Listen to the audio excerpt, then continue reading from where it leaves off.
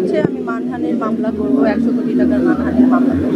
এটা আসলে ভাইরাল করা হয়েছে, এটা আসলে আমাদের কোনো দোষ নেই। আমরা প্র্যাকটিসে কি পড়বো না পড়বো এটা তো আর আমরা জানতাম না যে এরকম ভাইরাল হবে।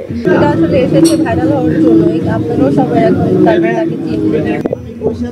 আসলে সোশ্যাল মিডিয়াতে দেখছি সব জায়গায় আসলে এখন সোশ্যাল মিডিয়া খুললেই আপনাকে নিয়ে আসলে আলোচনা করছে, এবং আপনি কি আলোচনায় আসার জন্যই আসলে কি এই টাইপের পোশাক পরতেন? এটা কেমন কোয়েশ্চেন ভাইয়া? এটা মানে আমি তো বলেছি যে আমি ওটা প্র্যাকটিসে আমরা যে ধরনের ড্রেস পরে গিয়েছি এটা হচ্ছে আমাদের ড্রেস ছিল। আমরা প্র্যাকটিসে কি পরবো না পরবো এটা তো আর আমরা জানতাম না যে এরকম ভাইরাল হবে।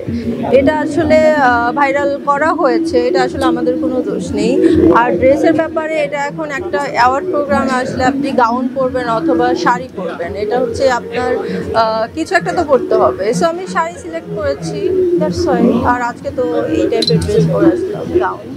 সো এই তো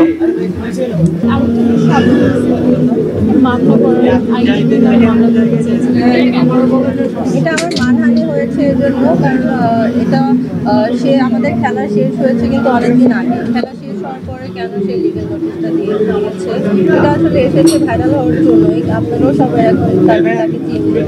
এটা কিন্তু যখন খেলা শেষ হয়ে গিয়েছিল তখন কিন্তু ওই টপিকটা ওখানেই শেষ হয়ে যেতে পারতো, বাট তার জন্য কিন্তু আবার নতুন করে এই টপিকটা আসছে। তো এতে করে আমার মানহানি হয়েছে, আমি মানহানির মামলা করব, 100 কোটি টাকার মানহানির মামলা করব। আপনি মামলার ফার্স্ট আমার কথা হয়েছে, আমি যেহেতু বিজি ছিলাম কিছুদিন ভাই আমি করে ফেলবো।